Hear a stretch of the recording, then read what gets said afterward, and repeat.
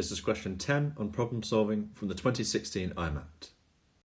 So we're given a picture of a design made from 6 tiles, and we're asked which one other design can be made from these tiles, from these 5 options. So firstly, let's identify what tiles and how many of each one are in this image. So starting in this corner, we can see we have a tile with 2 small curves, like so. And can we see this anywhere else? Well, there's one here that's just been rotated, and the rest of them are different. So we have 2 of these. What else?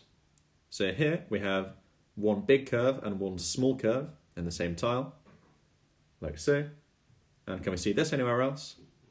Well, there's another one here, so we've got another 2 of them. Then what's remaining? We have 2 tiles that have just one big curve, like so.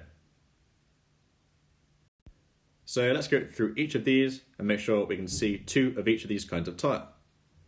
So in this first one, we have our 2 small curves, and that appears again here, but nowhere else, as required. Then what about the one big curve and one small curve? So that's here and here. Then what about the one big curve? So we have 2 of them here. So this looks like we have all the correct tiles in the correct ratio. So this one looks like our correct design. So let's see why the rest cannot be made from these tiles.